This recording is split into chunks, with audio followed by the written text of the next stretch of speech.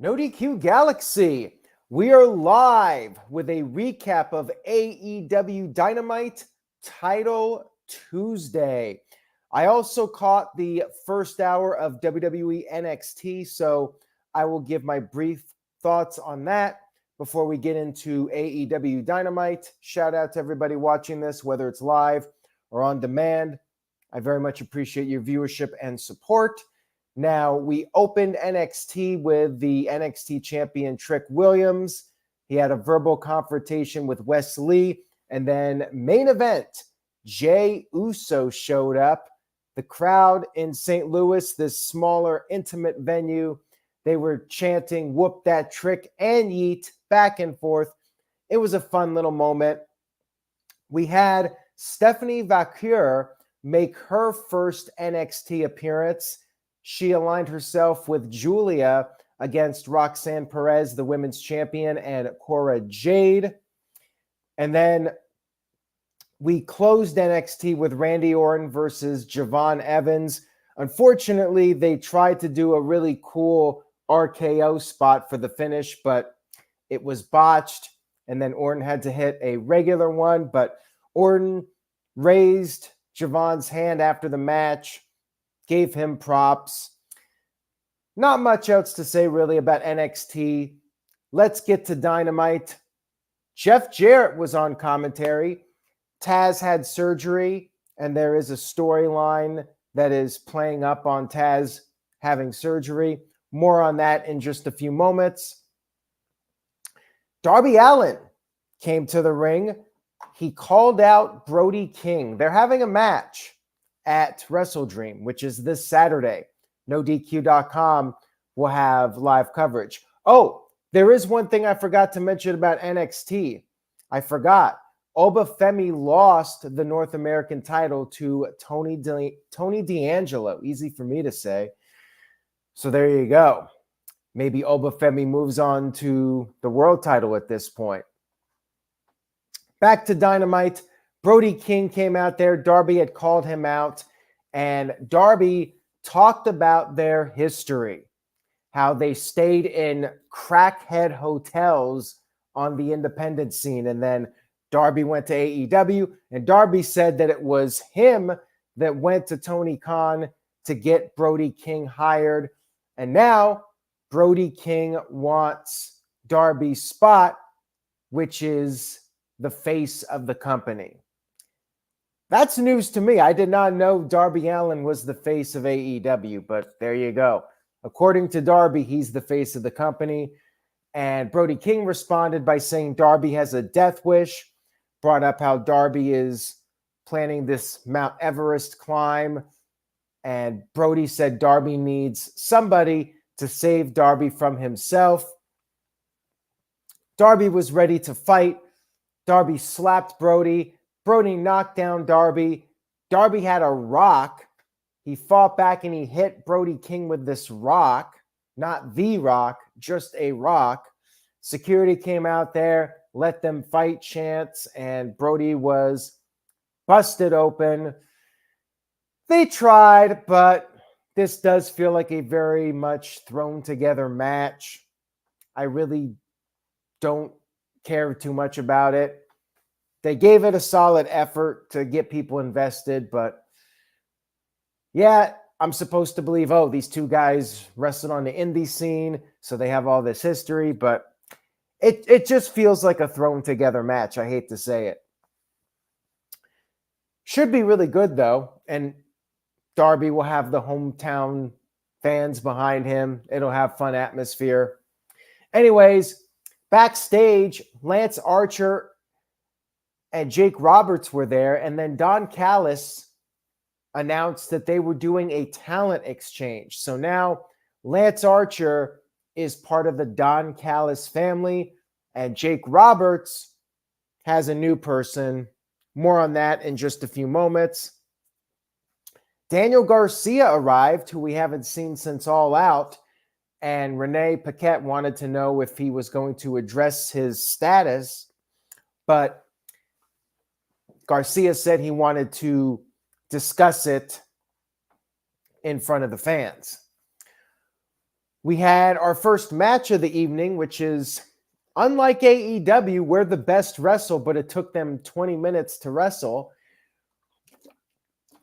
We had Hologram versus Komander, which was a solid luchador match, evenly contested between these two. Hologram did some flashy moves. Apparently, he won like 12 or 13 matches on Collision, has an undefeated streak. He did this backflip off Komander's chest, but then Komander did some of his flashy moves, doing this dive to Hologram on the outside. And then there was another moment where Komander was running the ropes and Hologram jumped off the other side and there was a powerbomb spot in midair. It was pretty cool. It was fun. It was fun for what it was. In the end, after they went back and forth, they traded Poison Ranas. Hologram finally got the win with the airplane spin bomb. Extends his win streak to like 14-0 or something. I'm not sure. After the match was over, Jake Roberts came out there, and as he was standing on the stage, Roosh and his faction, the Beast Mortos and a third person, they came into the ring and they attacked both Komander and Hologram. So it was revealed that Jake Roberts is the new manager of Roosh and Roosh's faction. Now, this just goes to show how little I pay attention to non-Dynamite AEW television, but I didn't even know Roosh was part of the Don Callis family. I guess he was for a period of time, and I completely missed it. So there you go. I thought it was going to be Powerhouse Hobbs. I know there was talk about Hobbs coming back soon. I thought Hobbs was going to be with Jake Roberts, even though I feel like it wouldn't really help Hobbs any more than what Jake was doing for Lance Archer. So whatever. Lance Archer, I feel like nothing's really going to change, but we'll see. Maybe this will be something new for Lance Archer and they'll start pushing him finally. We had Daniel Garcia come into the ring for a promo, and this was all about him telling people where he's been and what his future is. He missed the fans. He said he was thinking about what was best for his life.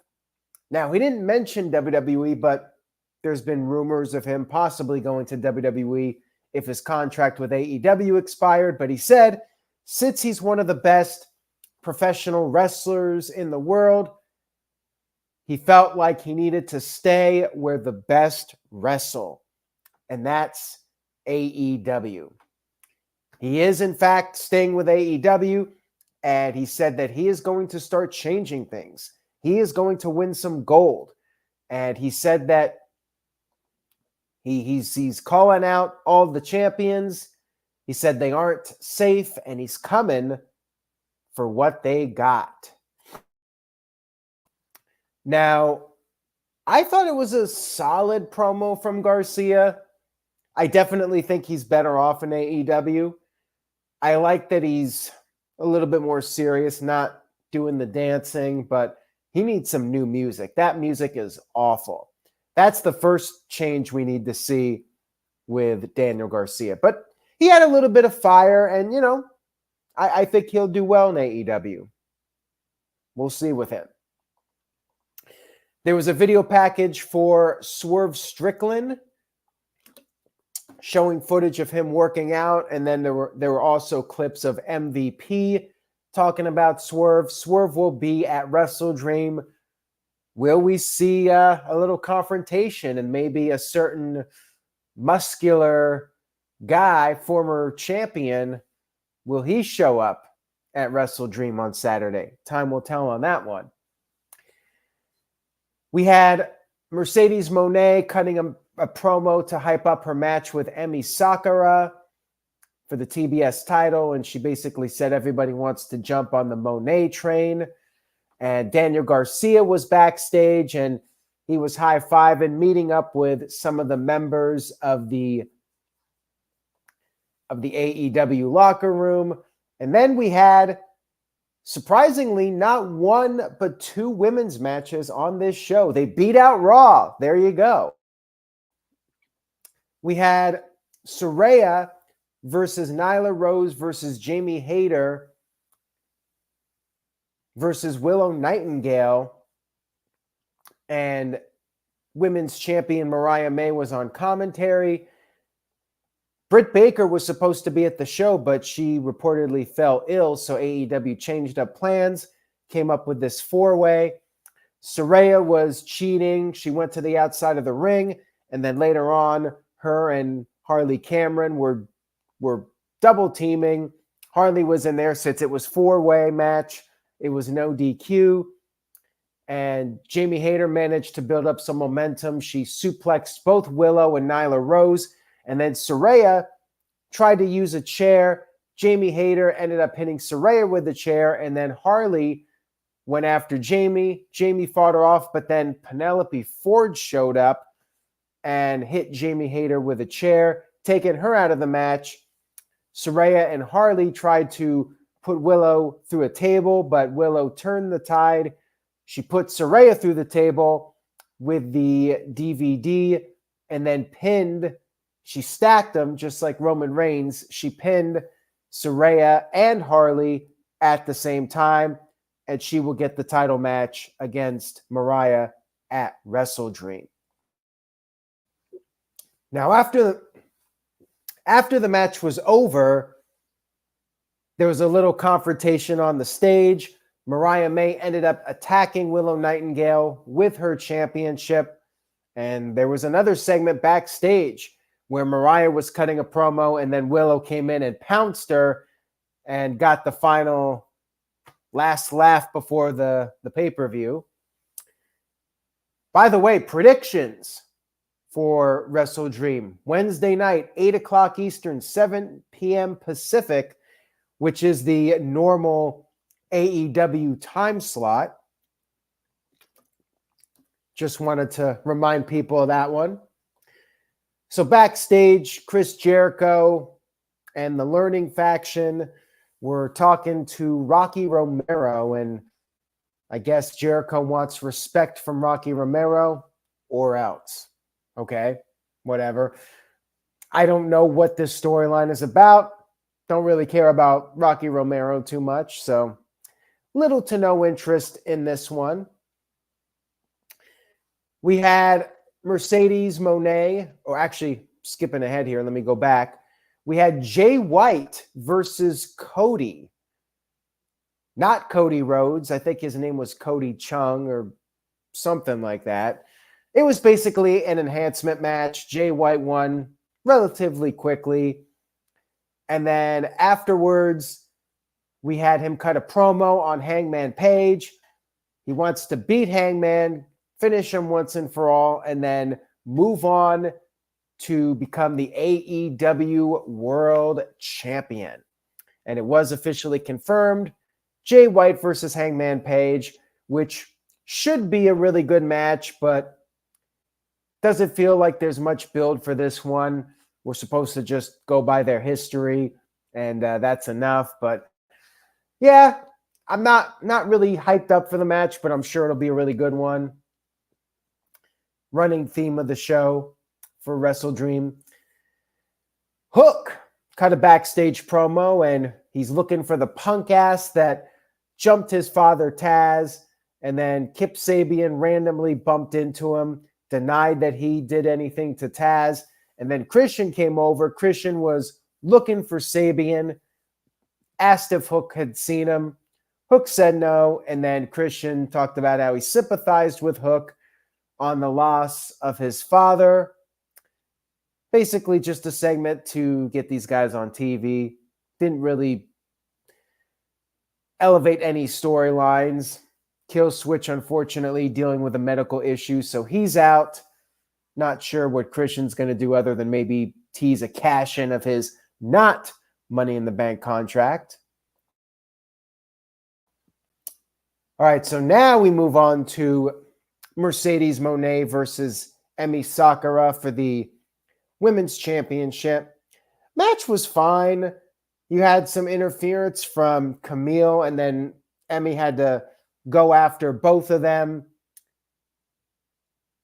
Did this splash to both of them into the barricade, and then got Mercedes back in the ring. Emi got in some offense, but then after she hit this backbreaker, Mercedes was able to roll to the apron, and she was grabbing the apron skirt. And while the referee was dealing with that, you had Camille trip Emi, and then Mercedes got the win with the statement maker, scored the tap out win. And then afterwards, Chris Statlander ran out there and took out Camille. It's Chris Statlander versus Mercedes for the title at WrestleDream. Another match where it'll be good, but feels like there's not really a whole lot of buildup for this one. We had a backstage segment where Stokely Hathaway wanted to work with Private Party, but they turned him down. They want to do things on their own. I mean, they're not going to beat the Young Bucks. They probably should have used him, but they turned him down, and it will likely bite them in the ass at WrestleDream. But we'll talk about that when we do our predictions. And then we had what I thought was easily the best segment of the show, which was Will Ospreay calling out Don Callis because Takeshita hijacked Ospreay's match with Ricochet last week, and Ospreay wanted some answers. Don Callis came out there, and Don Callis was trying to dodge the answer to the question, but finally, after Ospreay persisted, Don Callis admitted he did set that up for Takeshita to come out there, and he said he did it because Ospreay would not listen. He brought up how Ospreay dropped the ball at Grand Slam. He's too mentally weak. And Ospreay said, Callis doesn't know shit, bruv. And then Callis said that he had the best wrestler in the world, Kenny Omega, threw him in the garbage for Ospreay. It said he might have to do it again. And Ospreay responded by saying that Callis is scum and they are done. No more Don Callis family for Ospreay. Callis slapped him. Ospreay went after Callis, and then Takeshita attacked Ospreay. Kyle Fletcher came out there, and he was very conflicted. He was trying to talk some sense into Ospreay. Takeshita suplexed Ospreay from behind, and then Callis gave the screwdriver to Fletcher to use on Ospreay, but Fletcher declined and left the ring. Ospreay managed to fight back, but Callis took him out with a cheap shot, and then Takeshita knocked out Ospreay, and then Ricochet finally showed up. They're doing a triple threat at the pay-per-view, and right now, I feel like this might actually be the match I'm most hyped up about. I think this will be a hell of a match. And, Takeshita and Ospreay tore the house down earlier this year. So with the three of them, this could very well be a show stealer. I like this one because it actually advanced the storyline and created some different possibilities. This was very well done. We had Top Flight arguing backstage. They're frustrated they didn't get the tag team title match at WrestleDream, and Action Andretti blamed the others, and they blamed him, and he stormed off. So I guess he's done with the Top Flight affiliation. Jack Perry cut a promo on Shibata to hype up the TNT title. I really don't care about this one. Again, I'm sure it'll be good, but feels like a throwaway match to give Jack Perry a win as TNT champion. Not really feeling this one, but again, it'll be a good match. Now, I forgot to mention that Dynamite actually opened with a Jon Moxley promo hyping up the Bryan Danielson match. Bryan's world is closing in on him. Bryan's going to embrace his dark side.